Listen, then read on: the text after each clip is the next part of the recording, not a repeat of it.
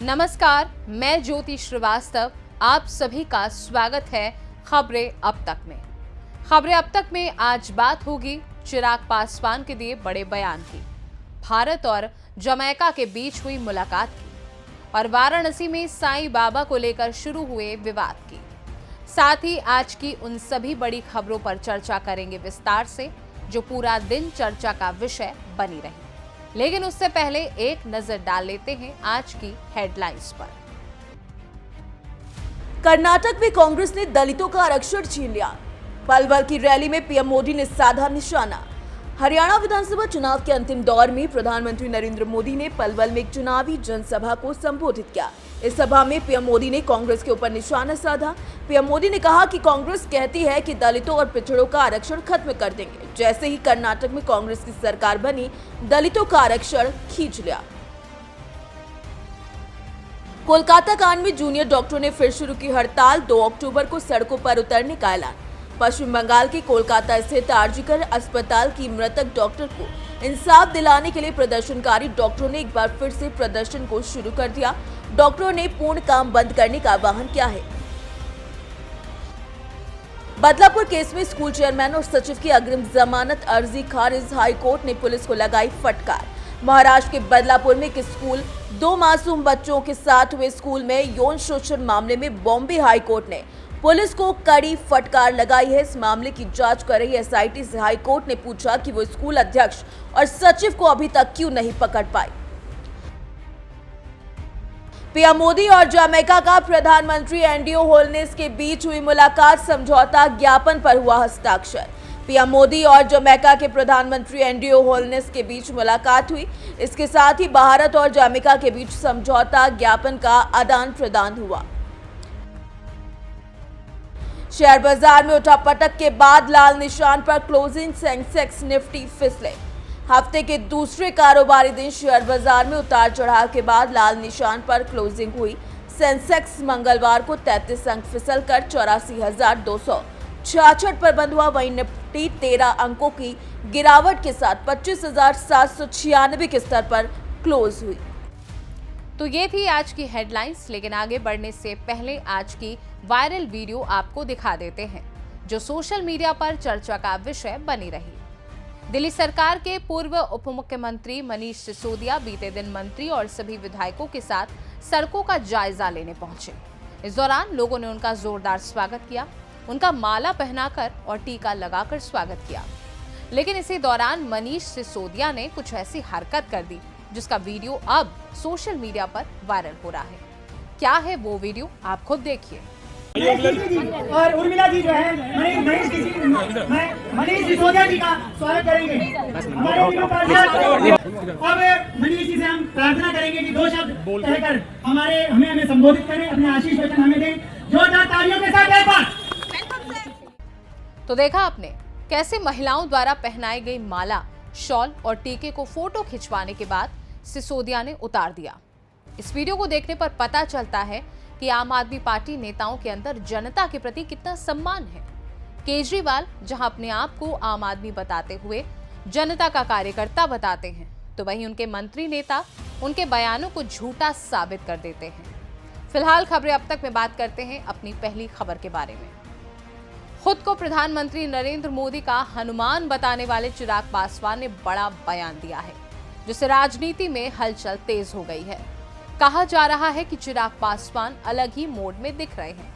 हाल के दिनों में लेटरल एंट्री से कोटे के भीतर कोटा तक कई मुद्दों पर एनडीए से अलग रुख दिखा चुके चिराग पासवान ने अब तो 1 मिनट में मंत्री पद को लात मारने की बात कह दी है। जी हाँ, पटना में आयोजित कार्यक्रम में उन्होंने कहा, चाहे किसी भी गठबंधन में रहूं, किसी भी मंत्री पद पर रहूं, जिस दिन मुझे लगेगा कि संविधान और आरक्षण के साथ खिलवाड़ हो रहा है, उसी वक्त मंत्री पद को लात मार दूंगा।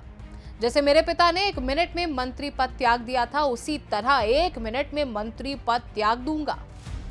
मेरे पिता ने भी 1 मिनट नहीं सोचा था मंत्री पद को लात मारने से पहले, अगर मुझे भी लगेगा तो किसी और को लगेगा।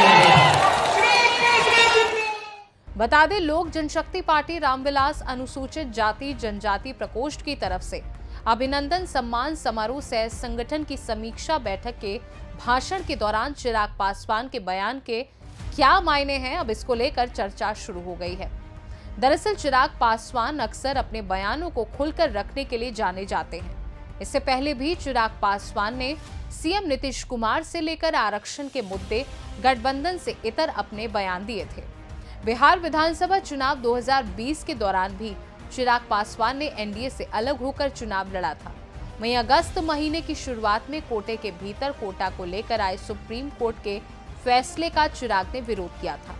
चिराग की पार्टी जिस एनडीए में शामिल है, उसके ही घटक दल हिंदुस्तानी आवाम मोर्चा के संस्थापक जीतन राम मांझी समेत कई नेता कोर्ट के फैसले का समर्थन कर रहे थे। वहीं यूपीएससी ने केंद्र सरकार में ज्वाइंट सेक्रेटरी और निदेशक लेवल के 45 रिक्त पद लेटरल एंट्री के जरिए भरने के लिए विज्ञापन जारी किया था। तब चिराग पासवान खुलकर इसके विरोध में उतर आए। बाद में सरकार ने यूपीएससी को पत्र लिखकर ये विज्ञापन रद्द करने का आग्रह किया।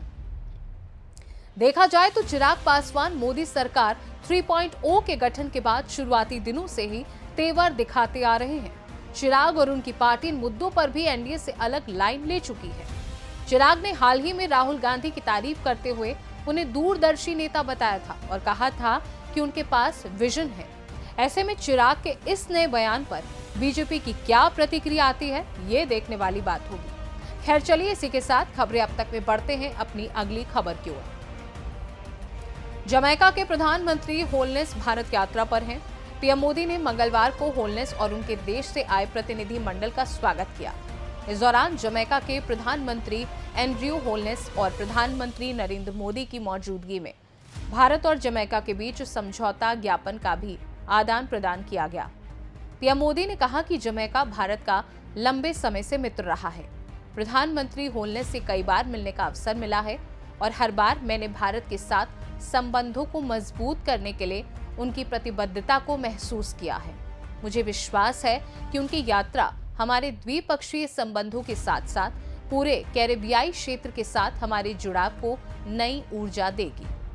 प्रधानमंत्री मोदी ने कहा, भारत और जमैका के संबंध हमारे साझा इतिहास, साझा लोकतांत्रिक मूल्यों और लोगों के बीच मजबूत संबंधों पर आधारित हैं। भारत और जमैका के बीच व्यापार और निवेश बढ़ रहा है। भारत हमेशा जमैका की विकास यात्रा में एक विश्वसनीय और प्रतिबद्ध विकास भागीदार रहा है। वहीं जमैका के प्रधानमंत्री एंड्रयू होलनेस ने कहा, जमैका हमारी स्वतंत्रता के बाद से भारत के साथ मजबूत भाईचारे के संबंधों को महत्व देता है। लगभग 2 शताब्दियों से भारतीयों ने जमैका में अपनी पहचान बनाई है। स्वास्थ्य, शिक्षा, सूचना प्रौद्योगिकी और व्यापार सहित विभिन्न क्षेत्रों में हमारे देश के विकास में योगदान दिया है। वहीं दोनों के बीच इस मुलाकात में कई अहम मुद्दों पर चर्चा हुई और कई अहम समझौते हुए, जो भारत के विकास की तरफ बढ़ते कदम की एक और सीढ़ी है। खैर बढ़ते हैं अपनी अगली खबर की ओर। काशी के मंदिरों में साईं बाबा की प्रतिमा हटाए जाने का मामला अब बढ़ता जा रहा है। साईं बाबा की प्रतिमा हटाने का सपा एमएलसी ने इसका विरोध करते हुए काशी का माहौल खराब करने का आरोप लगाया है। बीते एक हफ्ते में सनातन रक्षक दल के प्रदेश अध्यक्ष अजय शर्मा की अगुवाई में बीते एक हफ्ते में करीब 12 मंदिर से साईं बाबा की प्रतिमा हटाई गई है। 2 दिन पहले लोहटिया स्थित बड़ा गणेश मंदिर से साईं बाबा की प्रतिमा हटाने का वीडियो सामने आने के बाद से विवाद बढ़ गया है। वहीं दूसरी ओर सनातन रक्षक दल के अजय शर्मा का कहना है कि हिंदू मंदिरों में देवताओं के साथ किसी फकीर का मूर्ति पूजन करके भगवान का दर्जा दिए जाने का कोई औचित्य नहीं है। बता दें, वाराणसी में साईं बाबा को लेकर विवाद गहराता जा रहा है। केंद्रीय ब्राह्मण सभा के विरोध के बाद काशी के मंदिरों से साईं बाबा की प्रतिमाएं हटाई जा रही हैं।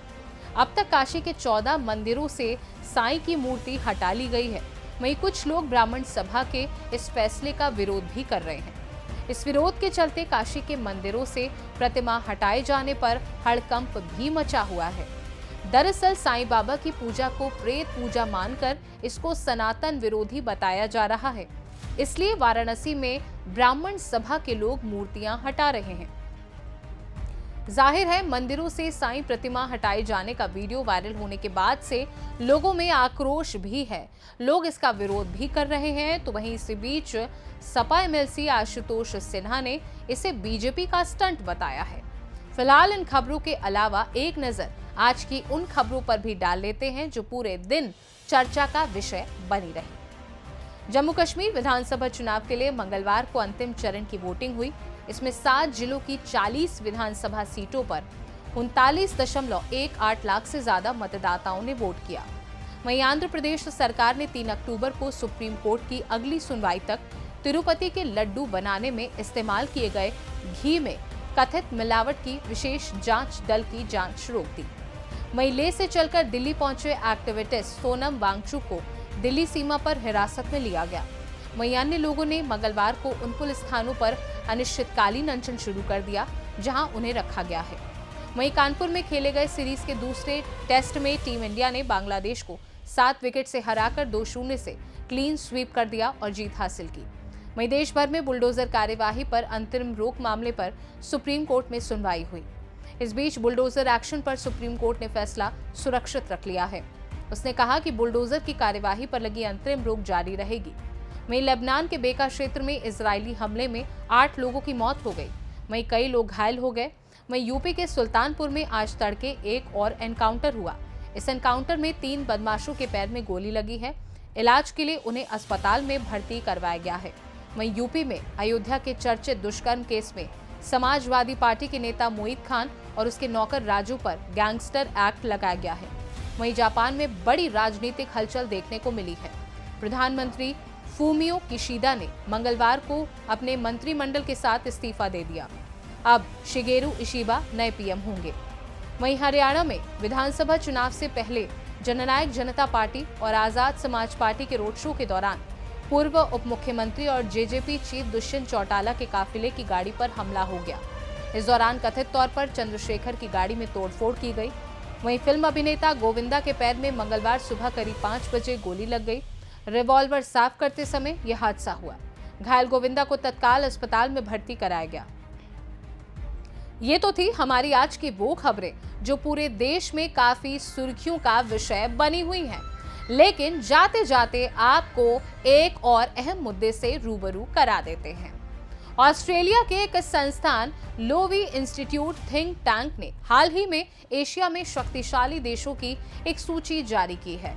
एशिया पावर इंडेक्स 2024 नामक इस सूची में भारत को एशिया में तीसरा सबसे बड़ा शक्तिशाली देश बताया गया है। वर्ष 2024 के इस इंडेक्स में भारत ने जापान को पीछे छोड़ा है।